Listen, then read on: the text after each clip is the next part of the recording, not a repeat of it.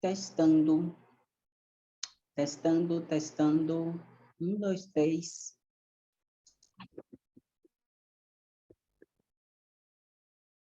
Estamos te ouvindo. Testando, testando. 1, 2, 3.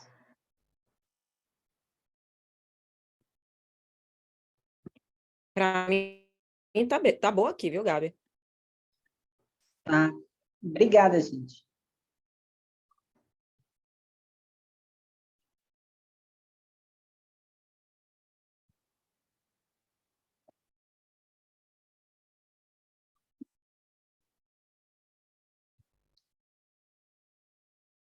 Eu tô achando que é como é que fala? O drive de áudio daqui do notebook que já está nas últimas. Mas você tá me ouvindo bem? Tô, mas tá baixo. Ah, tá baixo para você. Tá Entendi. baixo para Você mim, tem tá algum baixo. fone de... Todo. Oi? Agora, sua voz tá ótima aqui para mim. Ah, então Mas estou escutando bem. Tá ótimo. tá ok. Bom, eu acho que a gente pode dar início, né? Todos os nossos queridos e amados palestrantes já chegaram. Certo? Gabi, doutora Érica, Gabriel, Rê. Tem algumas pessoas que estão chegando, a gente vai admitindo.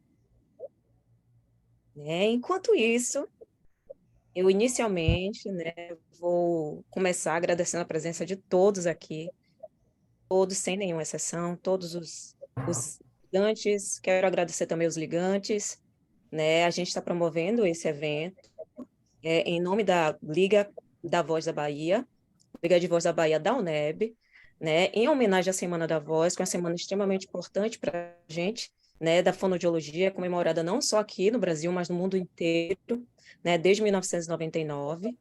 Então, eu gostaria de dar boas-vindas também aos nossos palestrantes e passar agora a bola para a nossa presidente da Liga da Voz, que é a estudante Lara Rocha, e ela vai se apresentar e apresentar os nossos convidados. Gente, eu vou gravar, tá? Eles liberaram a gravação, eu vou gravar para deixar também disponível no YouTube da Lavoz.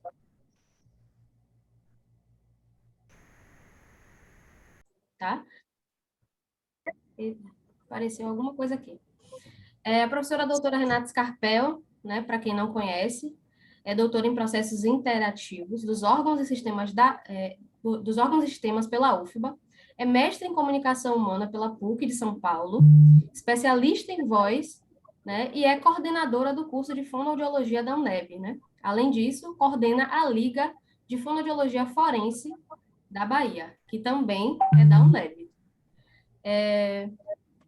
A professora será a moderadora, né, dessa mesa, desse primeiro momento do nosso dia de evento.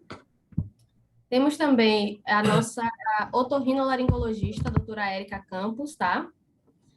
Tem fellowship em laringologia pela Unicamp, tem uma formação também em Nova York, né, pelo Hospital Mount Sinai, me corrijam se eu estiver errada, tá? Também pelo Hospital General de Harvard, pela Escola de Medicina de Harvard, tá? Em Massachusetts, né? O hospital também, né? De Massachusetts. É mestranda em neurolaringologia pela Unicamp e é membro titular da Associação Brasileira de Otorrinolaringologia e Cirurgia Cervicofacial, tá? E é membro também efetivo da Academia Brasileira de Laringologia e Voz, tá? Vou chamar também aqui a nossa participante, palestrante também, Gabriela Guedes, né, que é engenheira civil pela Universidade Católica de Salvador, né, atua também na área, né, como responsável técnica de uma empresa aqui, né, a Quorum, se eu não estiver errada, viu, Gabi? Me corrija depois. Obrigada. E faz acompanhamento, né, no ambulatório trans do CEDAP, para quem não conhece, né, o Centro Estadual de Diagnóstico e Pesquisa, né, que tem um ambulatório trans lá. E tem o nosso fonoaudiólogo, Gabriel Cabral, graduado em fonoaudiologia pelo Centro Universitário Jorge Amado e pós-graduado em comunicação e oratória, né? E atualmente está fazendo parte do ambulatório trans do UPS, né? Que é o hospital de referência aí da UFMA. Convido vocês agora a iniciar, né, a nossa palestra de hoje, né, de agora. Passo a palavra à professora Renata Scarpel. Boa tarde, então, a todos e todas. Fico muito contente de a gente poder estar podendo discutir, conversar, né, sobre esse assunto, enfim, né, ter pontuar que eu sou uma mulher cis, e eu há um tempo já venho trabalhando, né, com pessoas trans, e eu acho que é um assunto realmente muito importante. E quando a gente foi conversar, né, eu e os nossos queridos palestrantes, agradeço, né, a Gabriela, a Gabriel e a Érica também. Eu fiz uma proposta a eles, né, então vocês vão perceber que, enfim, a gente não vai seguir uma ordem cronológica como em geral acontece, né? Então eu pedi ao grupo para que a gente começasse então nossa conversa com Gabriela. Eu acho que antes da gente pensar, né, em voz, como, não só a voz, mas a voz sendo o principal marcador de gênero, por que isso é importante? Né? Assim, o que isso traz para a fonoaudiologia, para a otorrinolaringologia? Então, assim, eu acho que o nosso assunto aqui, de fato, é entender, né, essa participação da fonoaudiologia, né, numa proposta, né, de estar junto a pessoas trans. Então, por isso, eu pedi para a Gabriela começar essa nossa conversa, colocando assim, o que é, né, quem é essa mulher maravilhosa, inclusive, essa mulher trans, né, quais as dificuldades que ela sente com relação à sociedade, com relação, né, à vida, enfim, em geral. A questão da passabilidade, né, então, se ela puder falar o que é passabilidade, se isso de fato é uma coisa importante, né, e como é que, diante do que ela vai trazer agora para a gente, como é que se encaixa, então, como é que entra, né, o papel do otorrino, o papel do fonoaudiólogo, e aí Gabriela volta depois, no final, de novo, colocando a experiência dela, né, com essa proximidade com a fonoaudiologia. Bom, espero que todos aproveitem. Eu vou pedir para vocês só deixarem as perguntas para o final, porque como né, uma conversa, né, enfim, a proposta é ter uma mesa redonda, a gente pode deixar as perguntas para o final, porque pode ser que a mesma pergunta a gente possa direcionar para os diferentes palestrantes, tá bom? Então, acolho Gabriela, pessoa muito especial, e a palavra vai para ela agora.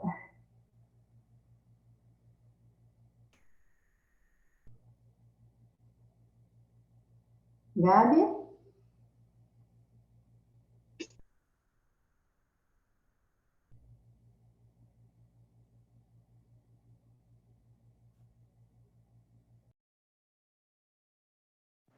Ai, meu Deus. Estão me Agora ouvindo? foi. Agora sim. Oi, gente, perdão, eu tô com fone de ouvido, mas não tem microfone. Perdão, depois eu boto o fone para poder ouvir. Problemas técnicos. Só uma perguntinha, quanto tempo eu tenho? Porque foram muitas perguntas que eu gostaria de responder todas, que a Renata, muitos questionamentos, só para não me perder no tempo, de 10 minutos, 5. Isso, Gabi. A gente tem 10 agora e depois mais 10 no final, tá bom? Ok. Então, deixa eu aproveitar. Posso falar? Estou ouvindo um eco. Tá bom. Bom, boa tarde a todos. Eu sou Gabriela Guedes Figueiredo. Eu sou uma mulher trans com 2 anos de transição de gênero e engenheira civil formada pela UFSAL em fevereiro de 2015. Sou responsável técnico da empresa Corum Serviços e da área de engenharia, mas eu me uni ao pessoal de Fono num trabalho que a gente fez no ambulatório trans, que eu faço acompanhamento no SEDAP, uma oficina de voz para ajustes comunicativos para pessoas trans e travestis. E o conceito de passabilidade, como a Renata falou, seria basicamente quando uma pessoa trans ela se passa por uma pessoa cis. O conceito de passabilidade é bem mais pesado, vamos dizer assim, para as pessoas binárias, porque existe trans não binárias, tá? Que são pessoas que não se adequam exatamente ao gênero masculino ou feminino.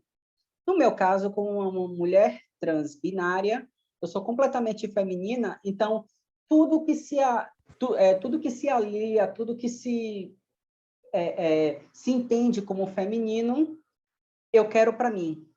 Então, o conceito de passabilidade, ela vem no olhar da sociedade do que é feminino. E aí você vem para aparência física, papel de gênero, né? E tudo mais. Então, durante a minha transição, eu percebi que existem vários fatores que me aproximam do feminino, que é o meu objetivo, que é o que eu quero, porque eu descobri que essa é quem eu sou.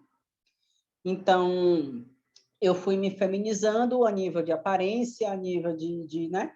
E quando eu soube da possibilidade de ajustes comunicativos para a voz se tornar, alcançar um range, um fecho, um intervalo feminino, eu quis fazer parte desse projeto, porque a voz, ela também é um marcador de gênero, como a Renata falou.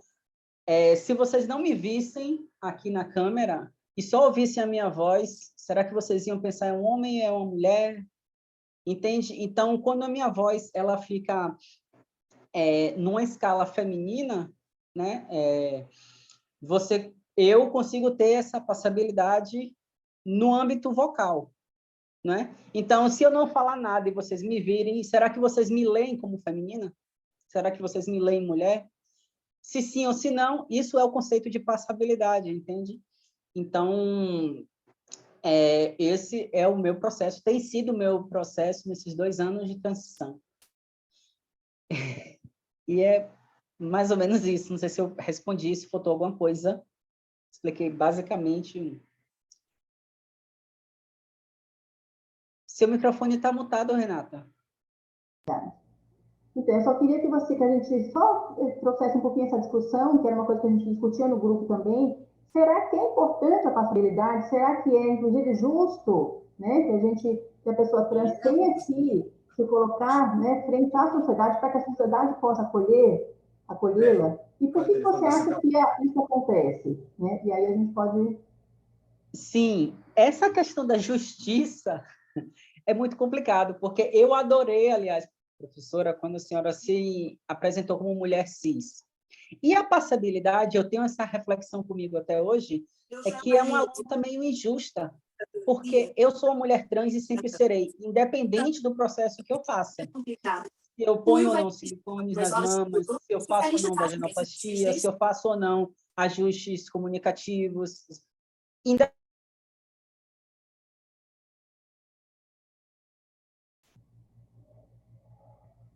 Gabi, eu acho que ficou mudo. Som ficou Oi, perdão, eu mutei sem querer. Estão me ouvindo agora? Então, a reflexão que eu faço sobre passabilidade é algo meio injusto, porque eu nunca serei cis. A ideia da passabilidade é você ir se aproximando da cisgeneridade, sendo que eu nunca serei uma mulher cis, não é? Então, o meu corpo ele é do jeito que é e a minha voz ele é do jeito que é. O que eu posso fazer para me aproximar do feminino, eu faço, porque isso me traz bem-estar e contentamento, entende?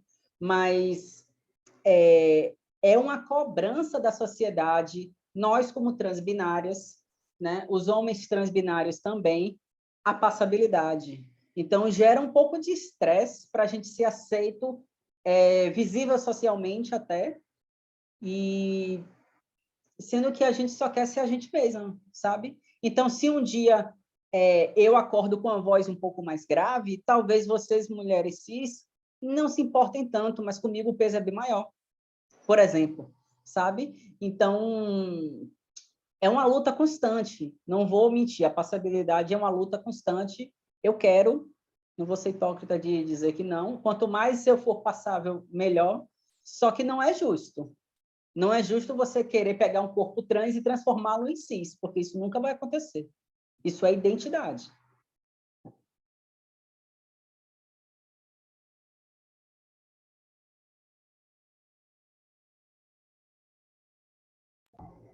De novo.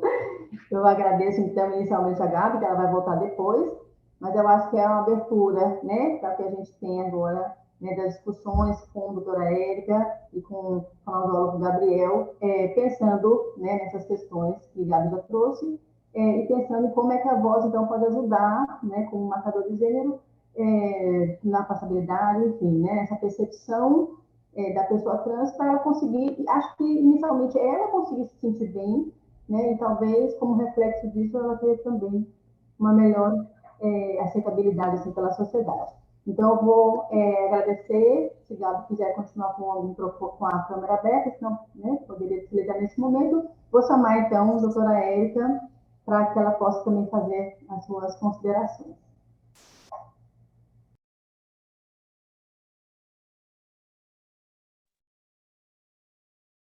Boa tarde, estão todos aí me ouvindo? Boa tarde. Sim. Alguns slides para nortear um pouco nossa conversa, mas eu quero que seja um norte mesmo, eu não quero engessá-la, por assim dizer, sabe? Só porque eu tenho a impressão que, às vezes, quando a gente...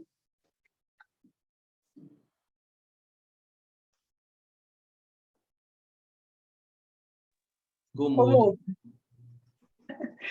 Vocês vão ver que eu gosto de conversar. Eu vou...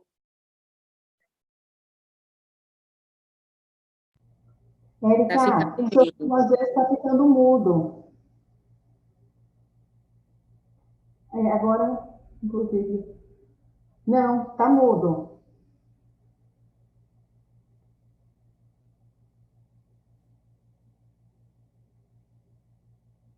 Está mudo ainda.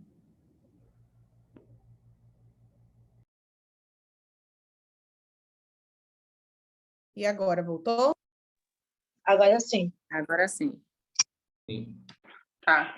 Eu vou deixar sem para apresentar e depois voltamos para o fone, que também eu escuto melhor com o fone. Deixa eu compartilhar aqui.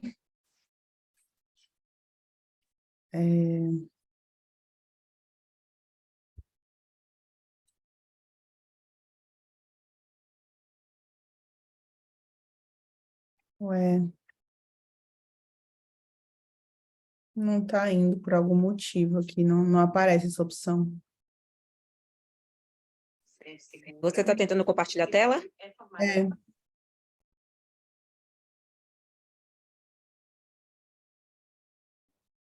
Emily ficou muda. Emily ficou muda. Oi. Eu coloquei você como co-anfitriã e tem aqui compartilhar a tela, o Eu verdinho. tem um verdinho embaixo, mas eu tento aqui e eu ponho compartilhar e aí não vai. Espera aí, Então, deixa eu colocar... Eu vou colocar você... O pior é que se eu colocar... Espera aí. Deixa eu tirar e colocar de novo, só um momentinho. De novo, tenta de novo. Não, peraí, não tenta agora não, desculpa. Tenta, agora não tenta. Agora vai, tenta agora. Agora vai, vamos vencer. Agora foi. Vencemos? Ah, deixa eu Sim. voltar no começo aqui, que eu não... Esperando. Deu certo? Tá dando direitinho para ver? Sim. Bom, vamos lá. Eu trouxe esses slides aqui, mas, de novo, eu não quero que ele ingesse nossa conversa.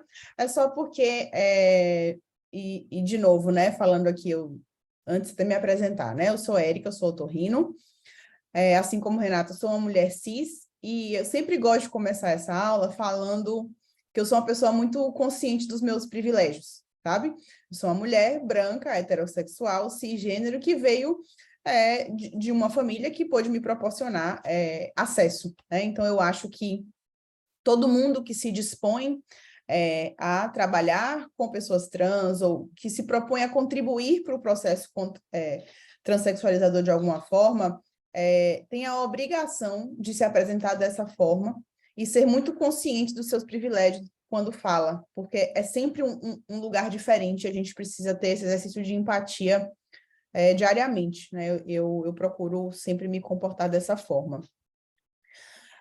Falando um pouquinho sobre voz, muito rapidamente, por que ela é tão importante, né, na construção da identidade de gênero e no reconhecimento, né, no autorreconhecimento de gênero também. É uma ferramenta vital da vida, está presente em 90% de atividades profissionais. Quando a gente fala de profissionais da voz, né, automaticamente a gente pensa em cantores, radialistas, locutores, mas a voz está presente em grande parte das profissões, né? Ela é produto de fonte e filtro, não adianta falar que voz é apenas, né, produção de som de glote, porque tem muito mais coisa envolvida nessa produção vocal.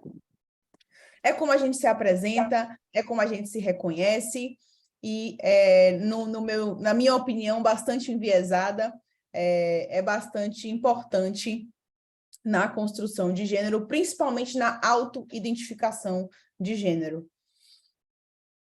Voz e emissão sonora são conceitos diferentes, né? Voz é uma coisa muito mais personalizada do que emissões sonoras. É produto de glote, né? De movimento de prega vocal, mas também produto de todo o ajuste do trato vocal. E nisso, os fonoaudiólogos contribuem de maneira excepcional. E muitas vezes nós, otorrinos, temos a possibilidade de ajudar com os ajustes glóticos, né? Ajustes esses, na sua maioria, cirúrgicos. O que a gente busca com esses ajustes cirúrgicos, né? A gente busca mexer nisso aqui, na proporção glótica e na tensão das pregas vocais, tá? A gente tem, né, vozes que variam de agudos para graves, de uma maneira geral, e isso tem muito a ver com a conformação, com a anatomia daquela prega vocal. E é nesse âmbito que a gente procura intervir, né? Quando a gente fala de frequência fundamental nada mais é do que o número de ciclos glóticos, né? O número de movimentos mucoondulatórios que a prega vocal faz por segundo. Quando a gente fala aqui nesse primeiro gráfico de mulheres, a gente tem um espectro vocal muito mais centrado nos agudos, né? E quando a gente fala de homens, a gente fala de um espectro vocal mais voltado para menos ciclos glóticos, né? Uma frequência fundamental menor. Por que eu falo dessa equação quando eu falo nessa aula? Eu não sei fazer essa conta, nem tenho a expectativa de que ninguém saiba fazer, mas laringologia e voz é basicamente física aplicada, né? Então, essa equação aqui, que é a equação de Taylor, o que ela fala para a gente? que o número de ciclos que acontece sofre interferência de 3 variáveis, que é o comprimento, a massa e a tensão, de qualquer coisa, né? Inclusive, por exemplo, é a teoria da corda do violão, né? Os tons emitidos pela corda do violão variam de acordo com o comprimento, massa e tensão. E é nesse aspecto que a gente procura atuar, né? Quanto mais massa, mais grave aquela voz fica, né? Inclusive, esse aqui é o princípio pelo qual a virilização da voz acontece no uso de substâncias anabólicas. Então, eu tomo testosterona, faço hipertrofia muscular de tudo, né? Eu não consigo ser seletiva nesse sentido, aumenta a minha massa de corda vocal e, por isso, minha voz se torna mais grave, né? Diminuindo a massa, por sua vez, a gente teria a agudização da voz, né? O que a gente pode fazer para aumentar a massa? Como eu falei, né? O uso, basicamente, da testosterona, e muito para os homens trans, ou às vezes mulheres cis, que fazem uso de terapia androgênica por qualquer motivo. Esse hormônio, né, promove hipertrofia e promove aumento de massa muscular, que é o que leva a gente a ter uma voz mais grave. Érica, tem como a gente diminuir essa massa, né? Houve uma descrição de uma técnica cirúrgica que chama técnica de Orloff, né? Que é uma prega vocal antes e depois do procedimento. A gente percebeu ao longo do tempo, com observação, que isso aqui era pouco efetivo, né, na redução, ou no aumento do pitch vocal. Então, é uma cirurgia que a gente não faz mais, né? A gente percebeu que, na verdade, o ganho é muito pouco diante do risco cirúrgico. Outra variável que a gente pode mexer é a tensão, né? Quanto menos tensa, quanto mais relaxada a minha corda vocal, mais grave eu vou ter a voz, e quanto mais tensa, mais esticada, por assim dizer, mais alto o meu pitch vocal, então mais aguda a minha voz. O que a gente pode fazer para chegar nesse resultado, né? Basicamente, a gente vai tentar imitar a ação desse músculozinho aqui, que é o CT, né? Que é o músculo cricotireoide. A gente vai buscar, através de técnicas cirúrgicas, mimetizar a ação desse músculo. Então, para a gente diminuir a tensão, a gente tem a tireoplastia tipo 3, né? Uma cirurgia de acesso cervical aqui pelo pescoço, um corte relativamente pequeno. A gente tira um pedacinho da cartilagem tireoide e isso faz com que a gente tenha um relaxamento ou uma diminuição da tensão que a gente submete às cordas vocais e, por sua vez, a voz torna-se mais grave.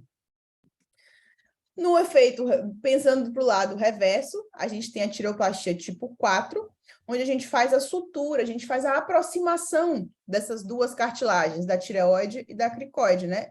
Imitando, né, tornando fixa, vamos dizer assim, a ação do músculo CT, né, que é o cricotireoide. Dessa forma, a gente consegue um resultado bacana de voz. Qual que é o grande X da questão aí para mim dessa cirurgia? É que esse resultado, ele não se sustenta a longo prazo. Essas estruturas, por melhor que a gente faça, elas tendem a ceder um pouco, e aí, por isso, a voz tende a regredir um pouco. Não que ela volte para o estado original, ela não volta para o estado original, mas normalmente as pacientes lembram da sua voz assim no pós-operatório imediato e desejam tê-la de volta novamente, né? Então, é uma cirurgia que, hoje em dia, eu só faço tireoplastia tipo 4 naquelas pacientes onde, por algum impedimento técnico, eu não consigo fazer outra coisa, que eu vou contar daqui a pouco. E a terceira variável que a gente pode mexer é o comprimento da corda vocal, né? Isso também modifica o seu tom. Quanto mais longa, mais grave, quanto mais curta, mais aguda, né? Quanto mais curta, leia-se o segmento vibratório, né? Onde há vibração de corda vocal. E, sem dúvida, essa é a cirurgia que hoje eu mais faço, né? Para transição vocal, que é a glotoplastia de Wendler. Basicamente, a gente diminui o segmento vibratório, né? A gente torna a corda vocal mais curta e, por isso, a gente torna ela mais aguda. A gente faz uma sutura, né, na comissura anterior da prega vocal, isso por acesso transoral, né, então é por dentro da boca, uma cirurgia que não deixa cicatrizes aparentes. Isso, voltando um pouquinho na questão que Gabi falou, muitas vezes a gente sabe que passabilidade é um termo injusto, um tanto quanto polêmico, mas a passabilidade muitas vezes é uma questão de segurança para mulheres trans, né? E por muitas vezes elas me perguntam sobre cicatrizes porque as pessoas procuram cicatrizes para julgar se aquela mulher é cis ou trans, e que é uma coisa sofrível aí da nossa sociedade. Mas é uma cirurgia que tem uma opção que não deixa cicatrizes. E aqui eu trouxe um bônus, né, que na verdade é uma cirurgia que não mexe na voz especificamente, mas ela faz ajustes aí na proeminência laríngea, né, ou no pomo de Adão, que também é um importante marcador de gênero, né, uma cirurgia que não mexe na voz, mas na estética cervical. Nesse caso aqui, a gente fez uma condroplastia de redução, mas a gente pode também fazer uma condroplastia de aumento, tá? A gente tira um fragmento da cartilagem da costela, remodela num formato de V, né, que é semelhante à proeminência laríngea, e posiciona na parte anterior da laringe, dando um aspecto, uma estética cervical mais masculina para aquele pescoço. Aqui eu trouxe o depoimento de 2 pacientes, né? Essa é uma mulher trans. A voz sempre chama muita atenção. Antes e depois é uma coisa que eu não gosto muito de colocar em aula, porque às vezes as pessoas vão se comparar a isso e não é esse o objetivo. Eu quero que vocês percebam no depois só a felicidade dela, sabe? Como muda o semblante, como ela fica muito mais feliz, né? Então aqui foi antes. Terça, quinta, sexta, sábado, domingo. 1, 2. E aqui foi ela depois da cirurgia, com 10 dias mais ou menos de cirurgia. Ai, meu Deus, peraí. Fiz a cirurgia de feminização da voz, para ficar mais fina, mais feminina, que era muito grossa. E qual é o meu resultado? 1, 2. Então, é uma cirurgia que tem um pós-operatório desafiador, tem um período de silêncio muito grande pós-operatório, mas geralmente é essa reação que eu tenho. E esse outro paciente é um homem trans. Ele foi até difícil gravar o vídeo pré dele, porque ele não falava com as pessoas, não conversava com as pessoas, apesar da gente saber, né, que normalmente o uso da testosterona deixa os homens trans suficientemente satisfeitos com sua voz, mas ele não conversava com as pessoas. Então, o que me levou a fazer a cirurgia foi não conseguir não identificar minha voz como se fosse minha. Eu escuto, até eu escutando, eu acho que não é minha voz. Não é. 6. Aqui tem a contagem, 7, 8, 9, 10. E aqui eu pedi para ele foi na revisão hoje de manhã. Eu falei, eu vou dar uma aula sobre isso, você quer contar o que você achou da sua voz depois? E aí ele foi gentil e gravou para a gente. Fale para mim, Miguel, o que você está achando da sua voz? Eu estou gostando. Acordo pela manhã, dentro de casa eu já falo mais, que antigamente eu não falava muito, até dentro de casa. E com os amigos mais próximos também. Já consigo mandar áudio e consigo escutar meu áudio também, coisa que eu não conseguia antes.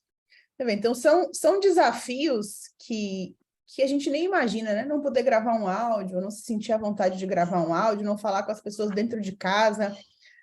Então, eu acho que a construção da voz para que faça sentido com aquela persona, para que faça sentido com aquela identidade, é muito mais do que dar voz, sabe? É dar vida, é dar sociabilização. Então, eu sou muito feliz e muito grata de poder conhecer essas histórias, conhecer essas pessoas, e fico à disposição de vocês para perguntas, para dúvidas. Consegui tirar? Consegui. Oh, meu Deus. Me desculpa, eu estou brigando aqui com esse Zoom. Eu também, Renata. Obrigada, Érica. Ótimo. Já fiz algumas anotações aqui, daí no final a gente pode colocar, né, as nossas questões e peço para o público fazer a mesma coisa. Te agradeço, então. Vou passar a palavra agora para Gabriel. A gente se conhece há pouco tempo. Fiquei muito feliz de saber, né, que ele está na UFBA, enfim, está desenvolvendo esse trabalho. Passo a palavra, então, para Gabriel. Oi, gente. Boa tarde. Vocês estão conseguindo me escutar? Ótimo. Eu tenho um slide para colocar também. Eu fiz um bem simplesinho só para seguir uma linha de raciocínio. Consegue sim, Gabi. Deixa eu só colocar você como anfitrião para você compartilhar. Ah, certo. Sem problema.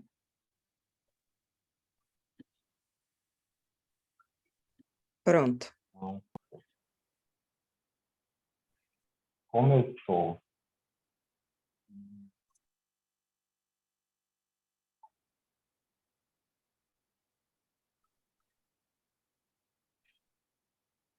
Deixa eu ver.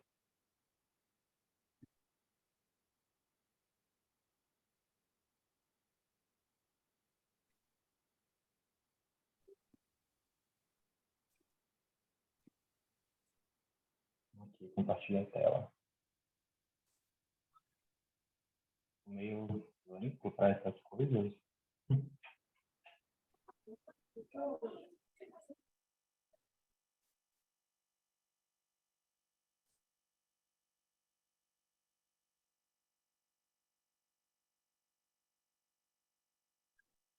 Por aqui ainda não foi, não. Você não está conseguindo compartilhar, não? Não está aparecendo? Não, não. Para a gente aqui ainda não. É. Acho que eu não estou conseguindo, então. É porque, como eu estou pelo celular, eu acho que tem essa dificuldade para conseguir compartilhar.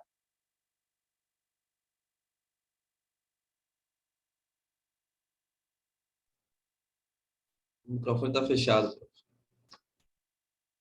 Manda para mim via WhatsApp que eu compartilho aqui, se você quiser. É.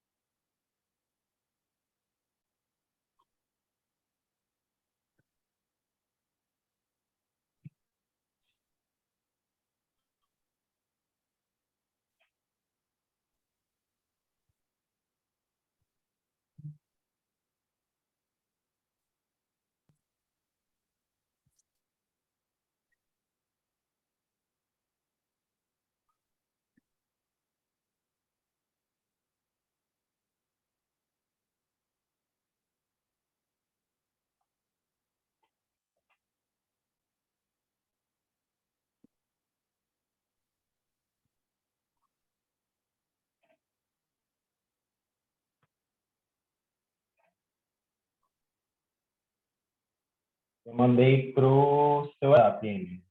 Isso, é porque eu estava baixando aqui, aí eu fechei o WhatsApp, porque senão você não consegue dar aula. Deixa eu fechar aqui, e aí, ok, eu já vou abrir e já passar aqui para você. É.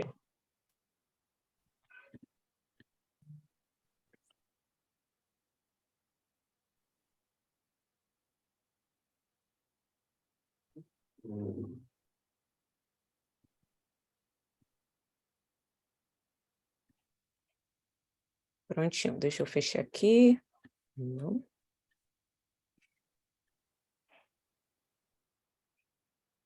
Prontinho, Gabriel. Pronto. Então, gente, como foi apresentado, eu me chamo Gabriel Cabral, eu sou fonoaudiólogo, sou formado pela Unijorge, como a Renata falou, e, bem, eu sou um homem cis, eu atualmente estou trabalhando no ambulatório lá do UPS, na UFBA, faço parte da equipe do ambulatório, e não tenho muito tempo, vai fazer um ano ainda que eu faço parte dessa equipe. E uma coisa que sempre me chamou muito a atenção no trabalho do fonoaudiólogo, dentro dessa área de voz, era porque eu nunca tinha encontrado muitos estudos relacionados à voz e pessoas LGBTs no geral. Então, isso sempre foi algo que me chamou alguma atenção. Alguém querendo entrar na sala.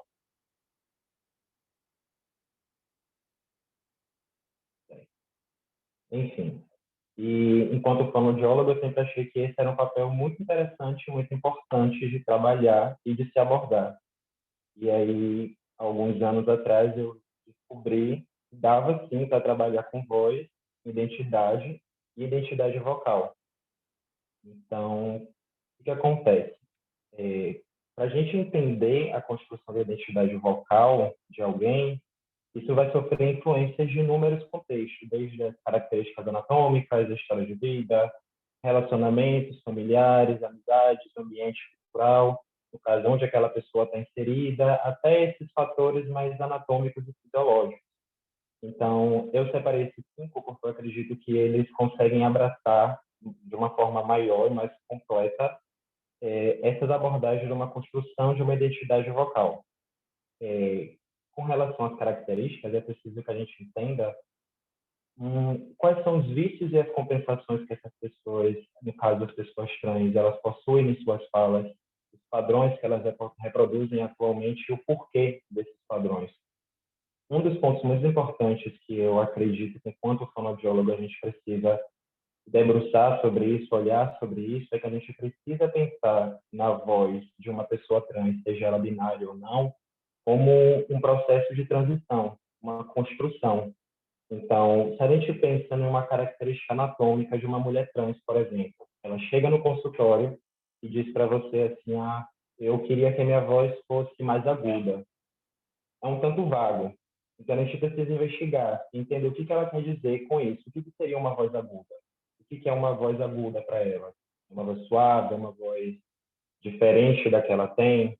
Qual é a altura dessa mulher trans? Como é o pescoço dela? Como é o formato do rosto? E se for um homem trans que for até o seu consultório e pedir para ter uma voz mais grave, o que seria essa voz mais grave?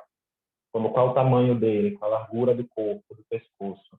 Então, a gente precisa pensar nessas questões para fazer um trabalho mais completo, um trabalho que consiga abraçar toda a singularidade dessa pessoa, respeitando a identidade dessa pessoa e que o nosso trabalho consiga entregar o melhor para aquela pessoa.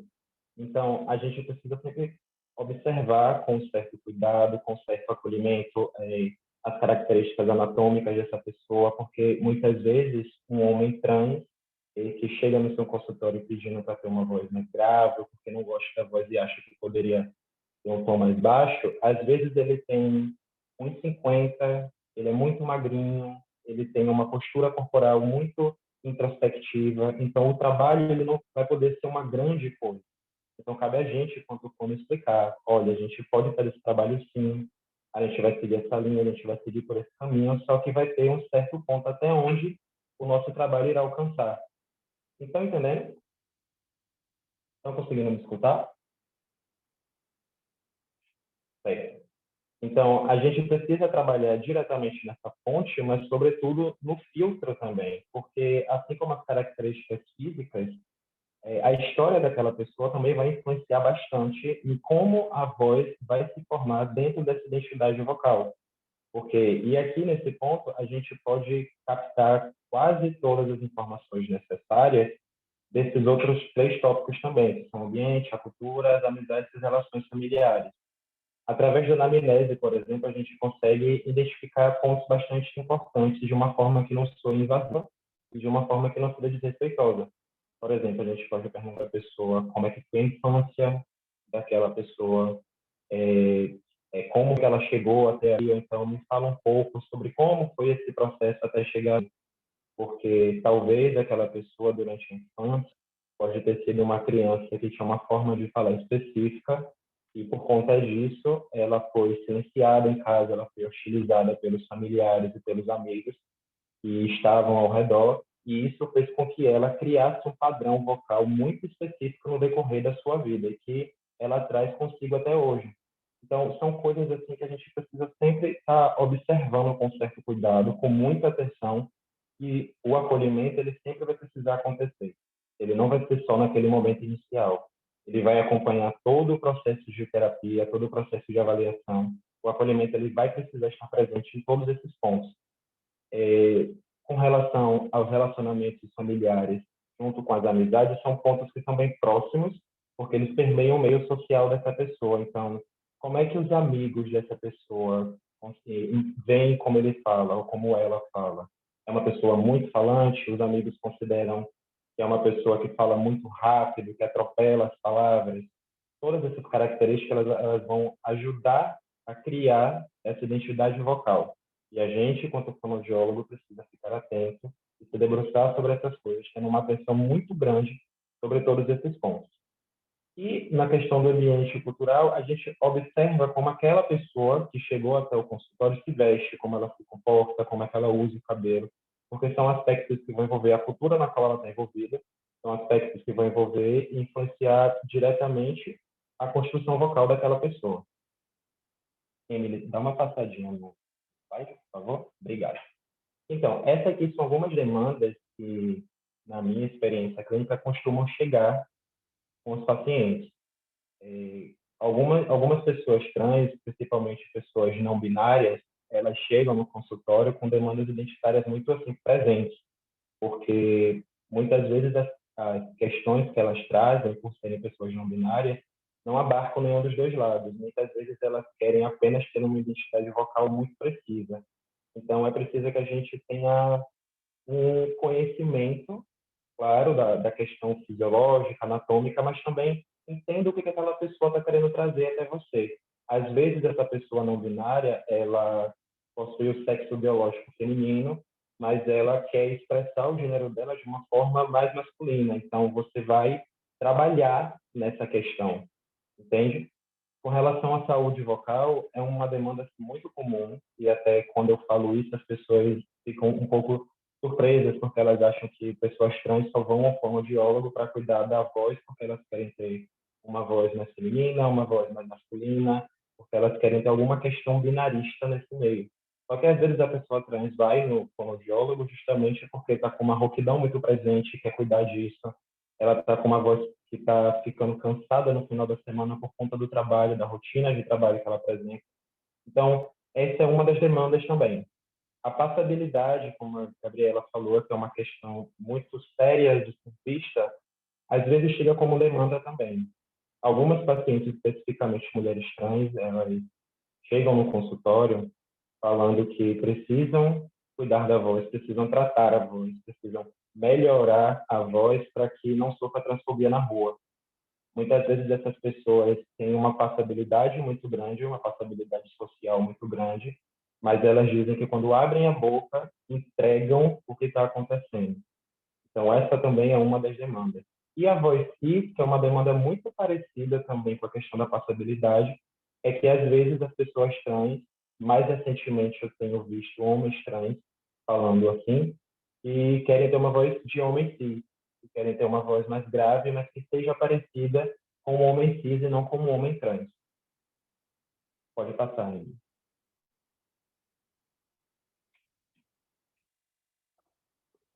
Então, no atendimento fonoaudiológico, quando vai ser voltado para as pessoas trans, ele vai ter uma forma muito similar ao atendimento com qualquer outra pessoa cis. Não vai ter grandes diferenças.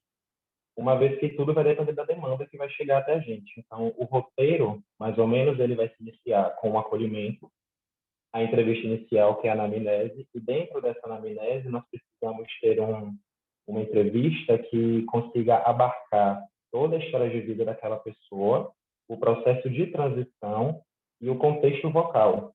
Todos esses três pontos unidos para que a nossa anamnese fique completa, recheada de detalhes e que a gente possa utilizar aquilo da melhor forma para conseguir tratar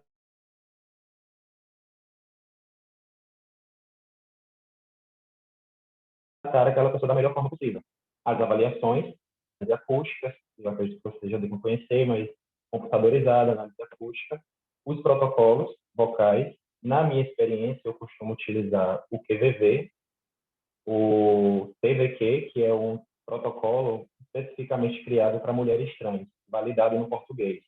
Para homens trans, esse protocolo ele não está traduzido. Então, o que eu faço? Eu traduzo o protocolo e mando para essas pessoas fazerem, no caso, os homens trans. Porque como não tem a versão validada para eles, eu faço dessa forma para adaptar, para conseguir que eles também façam parte desse processo.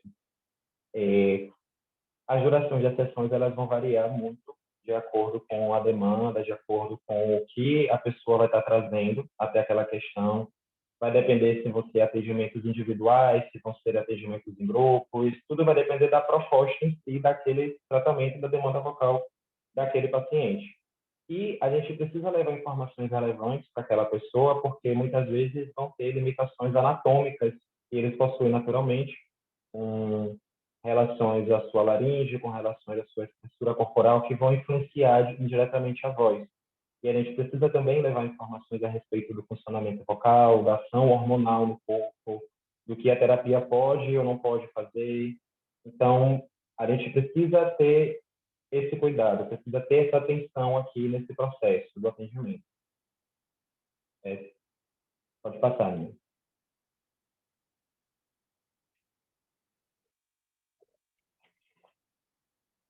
Certo. Já no processo da terapia em si, fonoaudiológica, a gente precisa entender que a terapia fonoaudiológica ela não vai só cair nos aspectos que se trata da frequência fundamental. A gente vai trabalhar entonação, a gente vai trabalhar melodia, prosódia, psicodinâmica vocal, e a partir dessa psicodinâmica vocal a gente trabalha com a leitura do que a voz vai transmitir. Só um minuto, aqui está dizendo que tem 2 pessoas que entraram na sala de espera. A gente está admitindo. Pode ficar tranquila. Certo, tranquilo.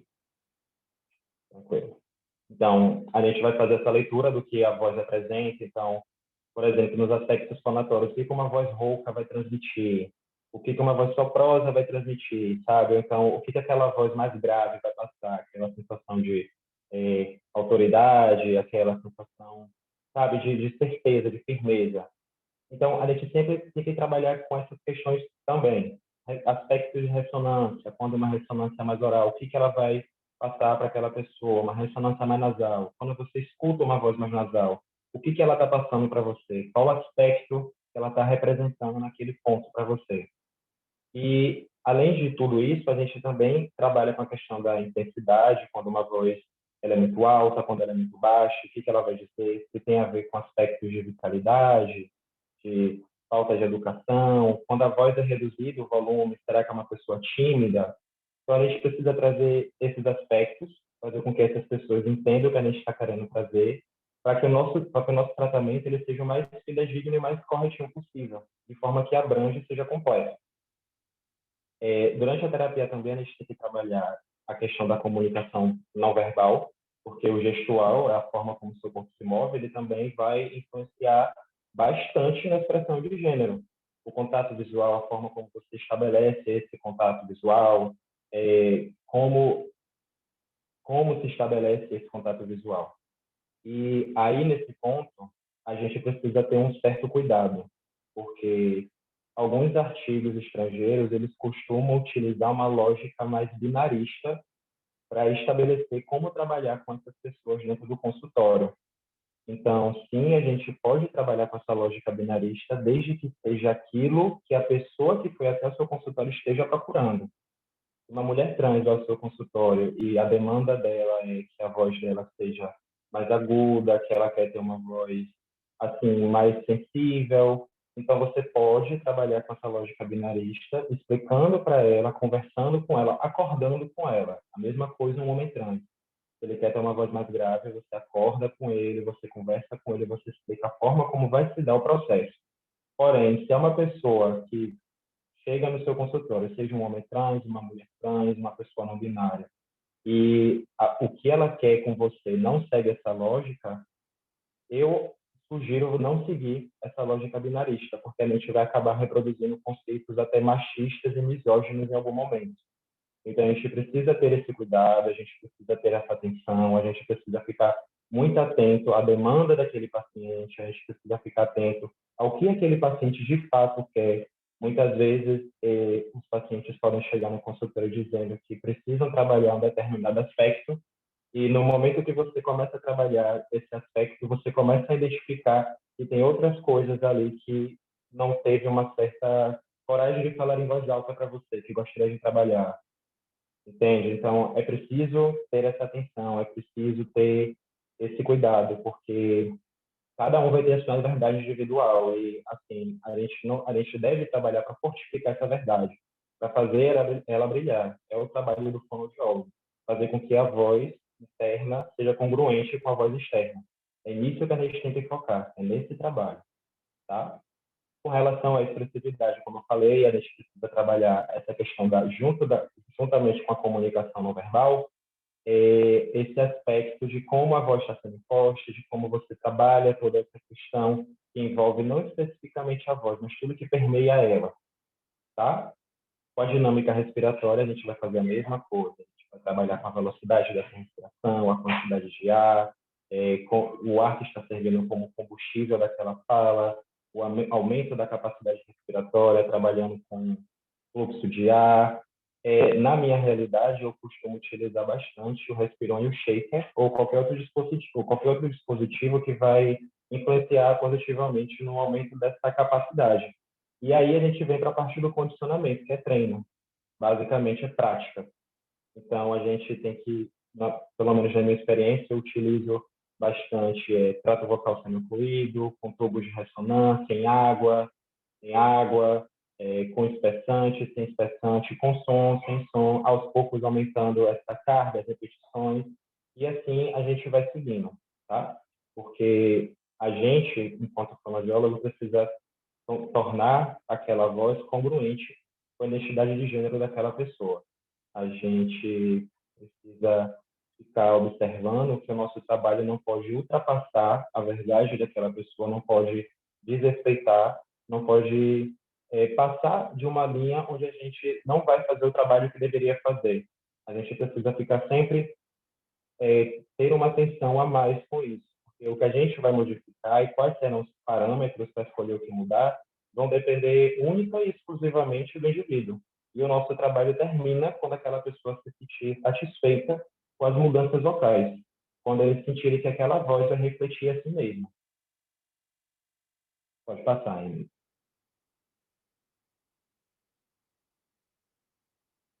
Então, gente, o que eu tinha para falar para vocês era isso.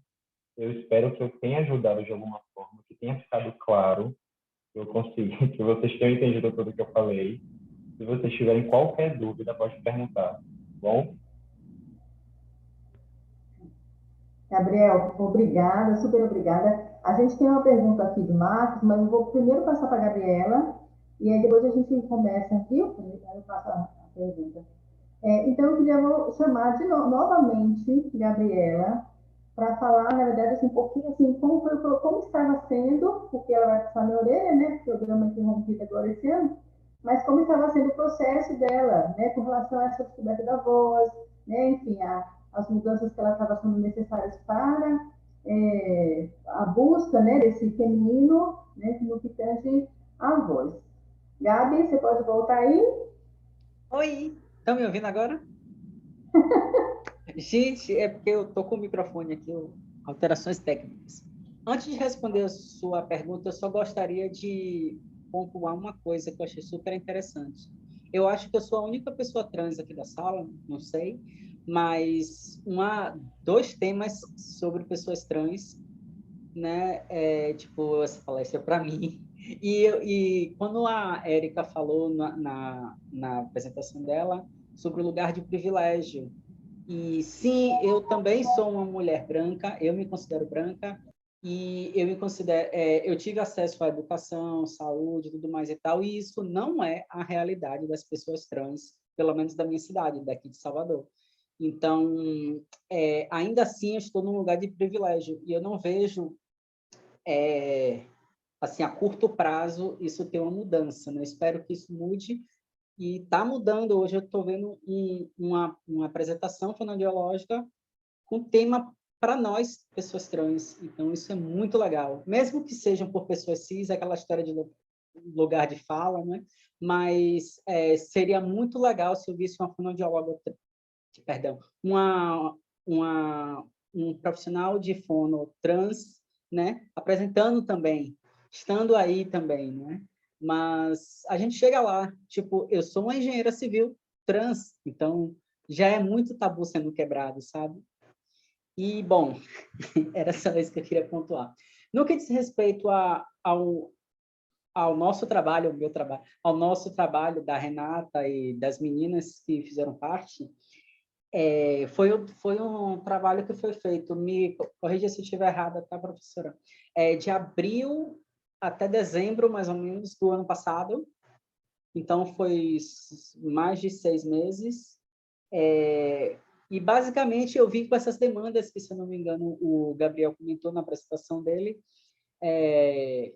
que, tipo, as mulheres trans querem agudez na voz, né? Os homens trans procuram tons graves, né? Só que, da mesma forma, falar assim, eu quero uma voz fina. Isso é muito, sabe? Eu tenho uma amiga cis que ela tem uma voz que ela diz que ela é muito infantil. Então, imagina se a minha voz fosse aguda, mas infantil.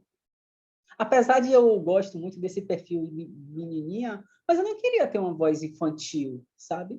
Então, não sei na minha ignorância se a voz infantil ela é aguda, eu acho que sim, mas enfim. Então, assim, que tipo de agudez eu quero na minha voz, né? Então, eu, assim como o Gabriel falou, eu também tive que pesquisar em mim mesma qual tipo de voz que eu queria. Porque se eu comecei a fazer esse trabalho, eu não estava 100% ok com a minha voz. E eu sou uma pessoa extremamente difícil de perceber mudanças em mim mesma. Então, eu pedia constantemente para a professora Renata e para as meninas que trabalhavam comigo para ver essas mudanças que aconteciam comigo. Hoje eu vejo. Uma delas principal é a voz como um marcador de gênero. Ninguém na rua me confunde mais, me chama de senhor. Ninguém. É claro, porque primeiro você vê a pessoa, depois você fala. Mas no que diz respeito à voz, quando eu mando áudios, né? Acho que foi na apresentação da Érica que tinha slides de homens e tinha um homem falando que tinha problemas de autoestima em mandar áudios de WhatsApp. Isso foi uma das coisas que eu consegui, né? De autoestima com esse trabalho de ajustes comunicativos com a professora Renata, né? Eu não mandava áudios, eu achava a minha voz muito grave. E, basicamente, foi um trabalho meio que de fisioterapia na voz. A gente foi trabalhando exercícios e que a minha ideia seria, imagina um piano lá com as dó, ré, mi, fá, sol, lá, si, várias escalas, e a minha ideia seria empurrar o máximo possível para o agudo, como se fosse subindo, dó, ré, mi, fá, e aí eu estou no dó aqui, mas daqui a um mês eu já passo para o ré, já passo para o si, e manter ainda a minha potência, porque eu não queria uma voz assim que fosse fraca, eu queria falar e que todo mundo pudesse me ouvir, certo? Porque eu sou uma pessoa extrovertida e eu gosto de ter essa presença na voz, né? Então, hoje, eu estou muito satisfeita com todo o trabalho que a gente fez no ano passado, nesses meses. Como eu sou uma pessoa, eu nunca vou estar satisfeita, eu sempre quero mais, né? Mas pelo feedback da professora Renata e das meninas, eu vejo que nós fizemos um ótimo trabalho. Eu estou muito feliz, porque uma pessoa me disse, se não me engano, o coordenador do SEDAP, do Ambulatório Trans, ele me disse que a passabilidade, como a gente fala aqui, ela não vem da gente, ela vem das pessoas que nos olham, que nos cercam. Então, quando vocês ouvem minha voz e falam, não, é uma voz feminina, ou então quando vocês me veem, não, é uma pessoa feminina, entendeu? Porque não adianta, pelo menos para mim, eu me olhar no espelho, eu estou vendo uma mulher e eu saio na rua e ninguém vê uma mulher. É uma questão de imagem, entende? E isso reflete na voz também. Como o Gabriel falou, não adianta eu estar fazendo, tá toda linda e chego e a minha voz entregar, não é? Então, esse trabalho que foi feito, eu não tinha uma demanda muito grave. Eu sempre disse isso para professora. Olha, a minha voz é um pouco grave, que eu acho que poderia trabalhar, mas não é algo assim, eu preciso disso, pelo amor de Deus, porque sem isso eu não consigo nem levantar da cama. Mas o trabalho me trouxe uma confiança, me trouxe uma autoestima no que diz respeito à minha voz. E é sobre isso. Queria só fazer um comentário sobre o Praate, que quando o Gabi descobriu o Praate, a melhor coisa. E gravava a voz assim, estou conseguindo não sei quanto é a minha frequência. Oh, foi 233 Hz, um dia eu consegui. Foi mesmo. Pronto. Agradeço, então, aos 3 palestrantes. Eu vou abrir, na verdade, a primeira pergunta aqui, de Marcos, e aí eu vou direcionar, é uma pergunta direcionada a Gabriel, mas eu queria, baseado nessa pergunta, também fazer perguntas para Eric e para Gabriel, tá bom? Então, assim, Marcos, ele pergunta para Gabriel: existem implicâncias negativas da terapia hormonal para a saúde vocal das pessoas trans? E aí eu queria também passar para a Érica, né? A mesma pergunta.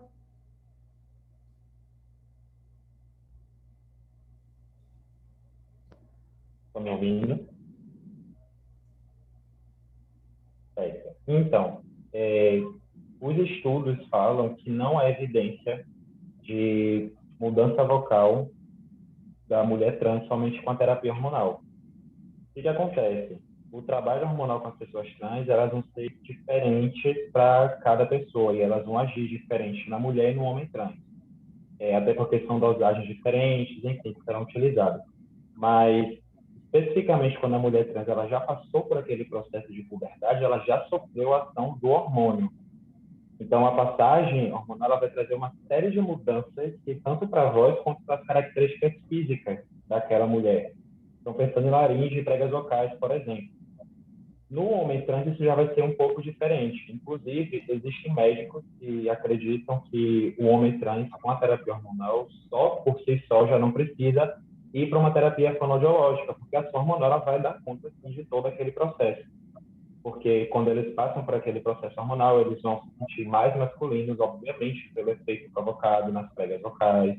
A testosterona ela vai produzir aquele crescimento dessa estrutura, vai fazer, histologicamente falando, ela vai induzir a hipertrofia, hiperplasia na fibra do músculo tireoidinóide. Então, assim, perceptualmente falando, leva a uma diminuição do pitch vocal, adquirindo aquele tom mais masculino na voz. Só que, apesar disso, não há evidência científica suficiente para comprovar a extensão desse agravamento de pitch. E estudos apontam, inclusive, que nem sempre somente a mudança do pitch vai ser o suficiente para que aquela voz seja considerada masculina. Então, muitas vezes, a realidade é que não dá conta por si só a terapia hormonal em homens trans. Às vezes, aquele homem trans que passou pela terapia hormonal, ele vai ter uma dificuldade de gritar à distância, vai apresentar falhas na voz, perda de controle vocal, vai ter dificuldade para fazer ajustes com a voz, por exemplo, porque está com características masculinas na voz, então está desacostumado com o padrão que tinha antes. Então, a fonoterapia ela vai ser indicada em ambos os casos. Eu consegui responder sua pergunta? Eu acho que foi ótimo, Gabriel. Qualquer coisa o Marcos coloca aqui de novo. Aí eu vou aproveitar essa pergunta e vou perguntar para a Érica agora, né? Assim, porque a gente, como o Gabriel falou, é mais perceptível, né, quando o homem trans começa o processo de hormonização, que a voz dele mude, né? Assim, enfim. E a gente sabe, como o Gabriel falou também, que não é de uma hora para outra, né? A terapia fala, às vezes, em 8 meses, 10 meses, né? Ainda quando muda, tem toda uma série de alterações, não de pitch em si, né? Mas de resistência vocal, aumento de intensidade, isso que o Gabriel falou, né? Aí, a minha pergunta para a Érica é o seguinte, Érica, a gente também sabe que a hormonização por testosterona não é, assim, pode ser para muita gente, mas ela pode trazer alterações na saúde da pessoa, não na saúde vocal em si, mas na saúde, né? Quais são os casos que, como você mostrou, cirurgia, né, de uma mulher trans e de um homem trans, quais são os casos onde existe indicação da cirurgia para o homem trans? Porque é muito mais comum que esses homens passem pela hormonização e eles já consigam uma mudança de pitch. E, teoricamente, indo para o fonoaudiólogo, ia fazer esses ajustes ainda que seriam necessários. Então, assim, quais são as indicações, as situações onde se existe a indicação para o homem fazer cirurgia? Uhum.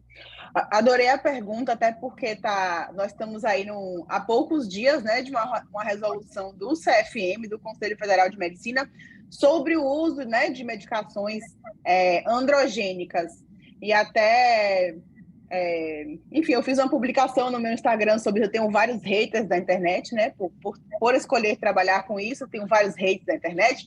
E aí eu fiz uma publicação sobre esse tema, mas pensando mais assim nas mulheres cis que usam, né, para fins de estética, eu nem imaginei que alguém ia pegar isso e fazer uma extrapolação para outras coisas. E uma das coisas que um dos meus haters colocou lá foi isso. Ah, então quer dizer que você é contra o uso da testosterona nos homens trans? Gente, mas não é a mesma coisa, né? Primeiro que eles não estão usando para um fim de estética, por razões óbvias. Mas ainda assim, existem, né, homens trans que têm contraindicações clínicas para uso de hormônios, né? Tem contraindicações para uso de terapia hormonal, ainda que a gente saiba que não é um uso estético. Por exemplo, câncer em atividade é uma delas, né? Eu tenho pacientes homens trans que precisaram interromper o uso da terapia hormonal por conta de uma questão de saúde, né? O hormônio também alimenta o crescimento daquele tumor e, obviamente, durante aquele período foi necessário cessar, né, o uso da medicação. Mas uma coisa que eu percebo bastante também, assim, no sucesso da transição vocal, vamos dizer, com o uso só do hormônio, é a forma como essa hormonização acontece.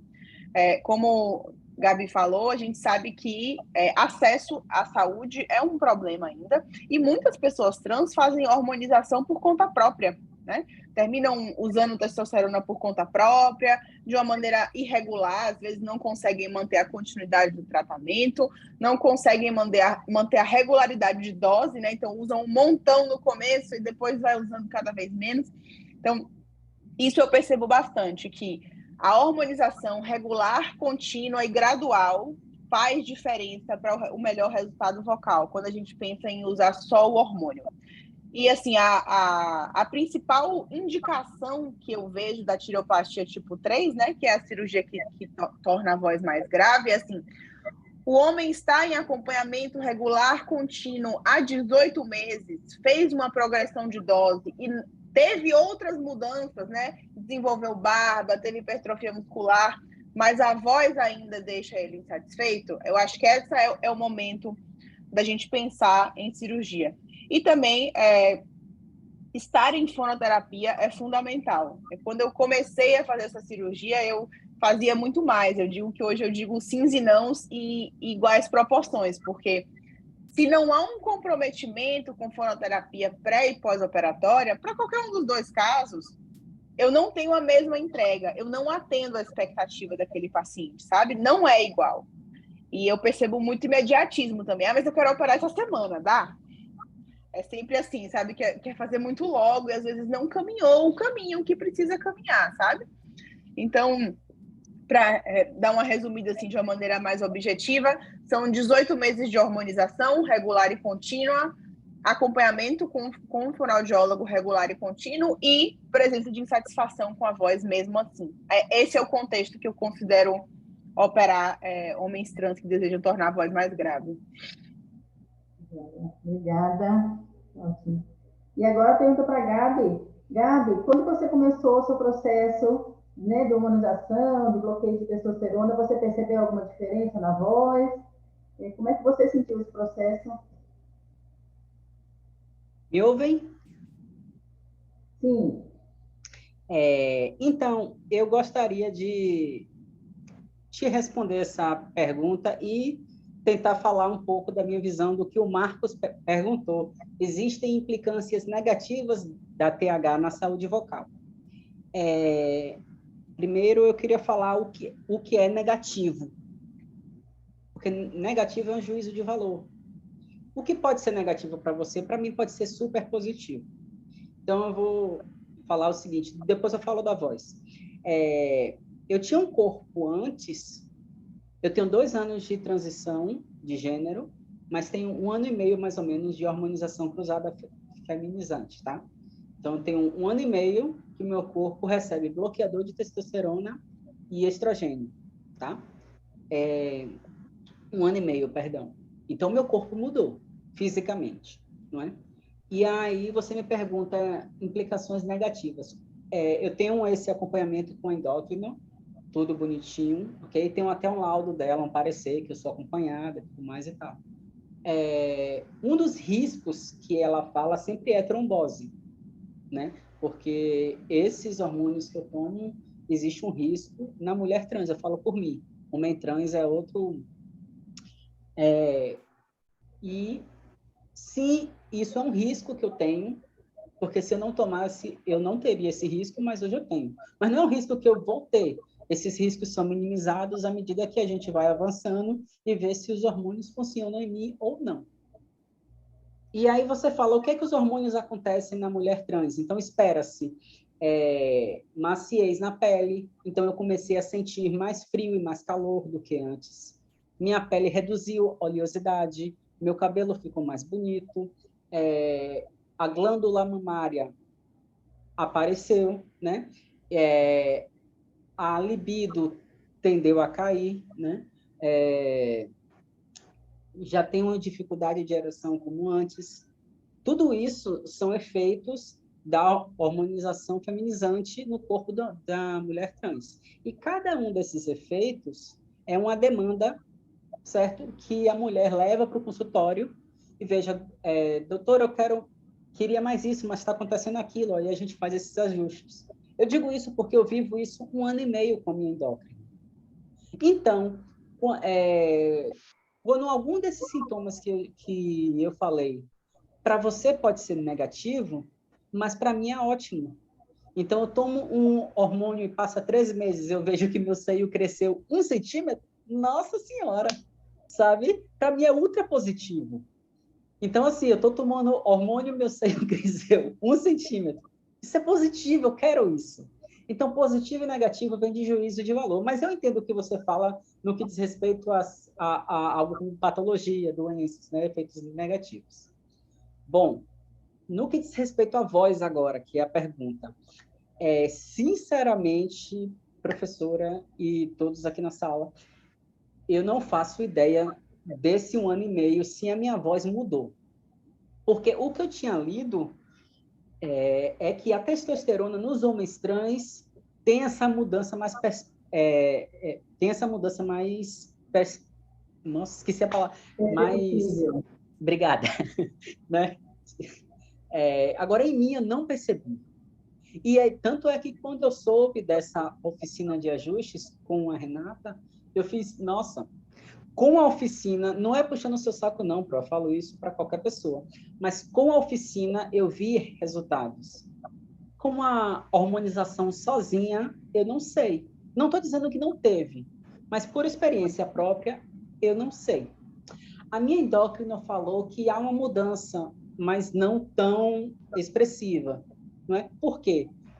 Pessoalmente, eu tenho 33 anos, certo? E tenho 2 anos de hormonização, arredondando. Então, isso significa que eu tenho 20 anos num corpo, com 1000 aspas, tá? Num corpo masculino.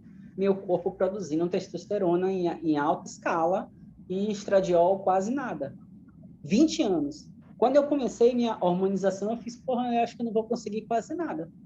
Então, hoje eu saio na rua e ninguém me chama de senhor, só senhora. Né? Então, entende? Então, a terapia hormonal para voz, eu, mulher trans, sozinha, eu não vejo um avanço expressivo como é na oficina. Porque a maioria das mulheres trans que eu conheço fazem hormonização e tem voz parecida ou similar como aquela da apresentação da Érica, daquela moça que fez a cirurgia e tudo mais e tal, não é? Ou seja, não que a voz esteja errada, mas uma voz que a pessoa não se sente congruente com a voz que ela tem.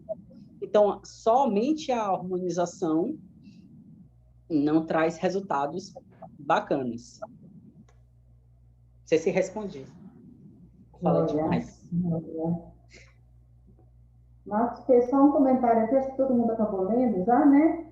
Eu vou, não sei se mais alguém tem alguma pergunta, estamos chegando já no finalzinho também, mas eu queria fazer ainda algumas perguntas. Eu vou começar com a Érica agora, viu? Que foi na minha sequência aqui. Érica, porque que, assim, eu imagino que é uma cirurgia, né? Que é uma cirurgia delicada, é claro e tal. Mas, por exemplo, uma cirurgia de cabeça e pescoço é muito maior, até uma, né, cirurgia ortognática muitas vezes é mais difícil, né, do que essa cirurgia, a quiroplastia tipo 3 ou 4.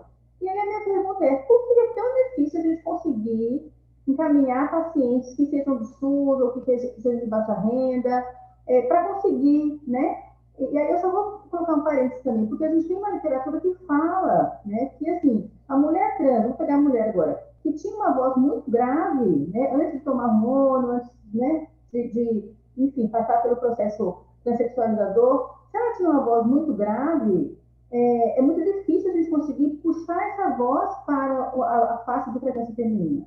Então, uma mulher trans que tem uma voz em 100 Hz, para a gente conseguir 160, 170, porque 150 ainda não é suficiente, né? Tá naquele borderline, ainda não é. Então, assim, se eu puxar 70, é impossível. Então, assim, só para o pessoal que está aqui também entender, nem sempre a gente consegue, com a fonoterapia, dar resultados que sejam minimamente satisfatórios, né? Se a mulher trans já tinha uma voz da parte masculina, mas mais para aguda, aí a gente acha que o trabalho fica mais, né, de fato, real. Mas mulheres trans com vozes graves, assim, acaba sendo praticamente impossível. Claro que você vai, como o Gabriel falou, trabalhar com outras coisas, aumenta a futosidade, né, as questões, né, não verbais, enfim. Mas ainda assim é um desafio muito grande, né? E aí a minha pergunta é essa, assim, a gente tinha tantas mulheres que de fato precisariam passar, né, pela cirurgia, e aí você falando, eu me toquei, falei, mas não é tão complicado assim, por que não se consegue? Vamos lá. Bom, de fato, assim, hoje em dia a minha procura pessoal, assim, que eu vejo da minha experiência, de fato, 90% são mulheres trans versus 10% de homens trans, assim, sabe? A proporção é muito diferente, de fato, porque a hormonização para os homens faz muito mais diferença do que a hormonização, né, ou o bloqueio hormonal para as mulheres trans. Por que é tão difícil fazer a cirurgia pelo SUS, né? Particularmente aqui, né, em Salvador, na Bahia, de uma maneira geral? Quais são as dificuldades que eu enxergo, né? Primeiro, nós somos poucos otorrinos que fazemos essa cirurgia. Não sei, de verdade, não sei se tem algum outro colega otorrino aqui na cidade que faz esse procedimento. Não que seja do meu conhecimento, não tem. Então, assim, somos poucos, a gente não tem, né, regulamentação, respaldo legal para realizar isso nos hospitais públicos que a gente tem aqui hoje. O UPS tem a regulamentação para os atendimentos clínicos, mas ainda não tem para os cirúrgicos. Isso é algo que talvez o Gabriel até possa complementar mais aí, mas é algo que está em andamento. O Luciana, que é endócrino lá do ambulatório, ela está super brigando por isso, assim, com unhas e dentes. Então, eu acho que isso deve acontecer num futuro próximo, né, de que haja regulamentação para que o UPS possa ser um hospital credenciado para cirurgias do processo transexualizador. Mas hoje esses são os dois grandes gargalos que eu enxergo, né? Somos poucos otorrinos que fazemos o procedimento no Brasil, de uma forma geral. Isso não é uma coisa de Salvador, nós somos poucos no Brasil mesmo. E a gente ainda não tem, em Salvador ou na Bahia, um hospital credenciado para realizar esse tipo de cirurgia. E aí entra numa questão de legalidade, né? Os hospitais não querem se expor a esse risco legal sem que haja o respaldo da portaria para poder fazer isso. Talvez seja uma questão realmente mais política. Entendo que são poucos os profissionais, né? Mas aí ali a questão política... E assim, eu acho que com a mudança agora do cenário político, eu estou mais otimista em relação a isso, sabe? Mas do que eu converso com outros colegas que fazem, né, em outros lugares e tem essa regulamentação muito mais clara, muito mais estabelecida, é muita falta de motivação política, sabe? Assim, é basicamente uma canetada, porque os profissionais já estão lá no UPS, o material já está lá no UPS. Então, é basicamente dizer assim, gente, façam. Sabe? Eu estou rindo, mas é trágico, porque não é recurso humano, não é recurso financeiro, não é material, não é sala, não é nada. É só façam. Uhum. Obrigada. Inclusive, Aí eu vou passar para pronto. desculpa. Inclusive, só para complementar isso que a Erika falou, a conversa que se tem dentro do UFS é justamente essa, que falta só a regulamentação e que agora, com a mudança do governo, com a mudança do cenário político, há uma esperança que as coisas passem a melhorar, que passem a progredir, que a gente consiga, de fato, estabelecer isso lá dentro, porque é como se já tivesse tudo estruturado, tudo ali, só esperando começar o processo, de fato. Então, tem esse processo aí, sabe? É isso que eu ia lhe perguntar, Gabriel. Como é que estava no UFS? E mais ainda, se você já estava atendendo, né, pessoas, mulheres, homens também, claro, né? Mas com a maioria mulheres pós-cirurgia, como é que estava sendo essa sua experiência? Está sendo uma experiência muito incrível, muito interessante, assim, muito legal. Apesar das dificuldades que há no serviço público, principalmente com questões de acolhimento, de pessoas que trabalham ali naquele serviço que não sabem como tratar uma pessoa trans, às vezes causam desrespeito aos pronomes que as pessoas escolhem, está sendo uma experiência muito boa. E também é uma oportunidade de fazer com que essas pessoas que não tenham conhecimento, que não saibam como lidar, aprendam de alguma forma. É um processo muito longo, muito cansativo. Eu sinto muita resistência. Eu sinto que essas pessoas, muitas vezes, algumas delas não querem aprender, que elas pensam assim, eu estou aqui fazendo o meu trabalho e é isso. Eu acho uma grande bobagem, mas a gente está firme e forte tentando mudar esse cenário. Dentro da fonoaudiologia, do UFS, está sendo muito interessante, porque cada vez mais vem surgindo pacientes, cada vez mais vem surgindo pessoas que estão interessadas em não só mudanças vocais, mas uma questão que eu até levantei quando eu estava apresentando, mas uma questão pessoal. Às vezes a mulher trans que chega lá, ela não quer uma mudança vocal para deixar uma voz aguda, ou como eu ouvi na semana retrasada, uma voz de princesa. Elas querem, na verdade, se entender enquanto pessoa, elas querem que a voz delas represente elas das formas que elas são. E isso é uma coisa muito verdadeira e muito poderosa de ser dita, porque você vê que a pessoa está ali justamente porque ela sente que aquela voz não pertence a ela e que tem uma potencialidade ali que poderia surgir. Então, o trabalho está sendo assim, bem delimitado nesse caminho, com pessoas não binárias no mesmo caminho. Muitas vezes, as pessoas não binárias que eu atendo, elas vêm até mim com uma questão muito de manter um controle vocal, de manter uma questão assim, a minha voz ela desestabiliza muito. Eu queria que você me ajudasse nisso aqui. Quer dizer, não é uma questão binária, não é uma questão de masculino ou feminino. É uma questão ali que gera um incômodo e é ali que a gente trabalha. Entende? Eu vi seu comentário. Eu quero uma voz de princesa. Gente, infelizmente já estamos no nosso horário. Eu tinha tantas perguntas, como é que trabalha a voz neutra e os não binários, mas vai ficar uma outra oportunidade já para o pessoal da La Voz já combinar logo o próximo encontro. Gabi, assim, eu queria só abrir para os três, se alguém quiser fazer alguma consideração a mais, né? Infelizmente a gente já está chegando no final do nosso encontro, mas não sei se a Gabriela quer falar alguma coisa a mais, ou Érica ou Gabriel, senão a gente encerra por aqui com uma promessa de outros encontros.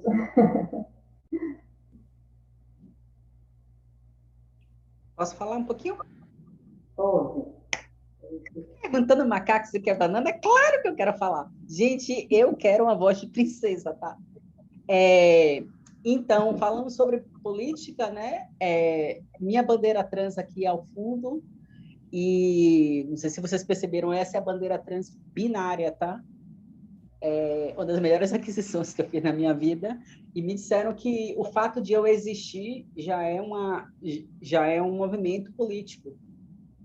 Né? O fato de eu estar aqui está nos meus privilégios, como eu citei mais cedo, e eu tento fazer deles do melhor possível. Eu gostaria de agradecer ao convite, a professora Renata, a Lara, a Laila, e a todas as pessoas que fizeram esse trabalho comigo, a todo mundo que está aqui.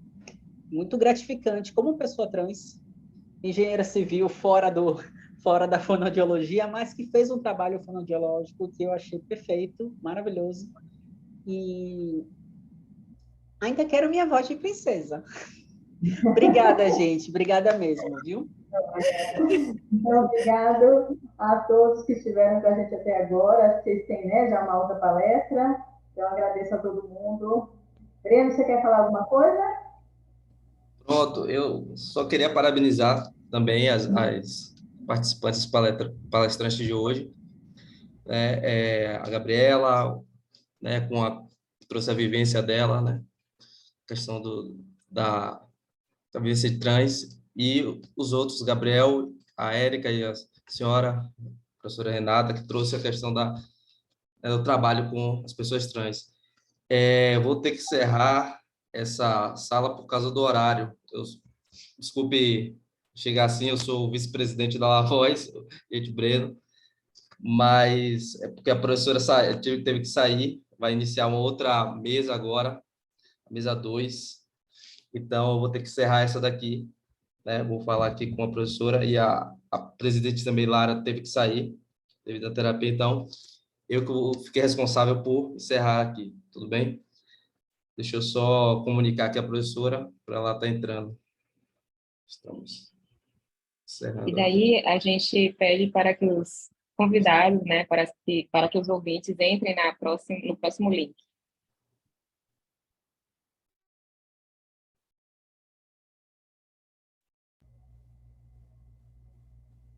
Deixa eu ver.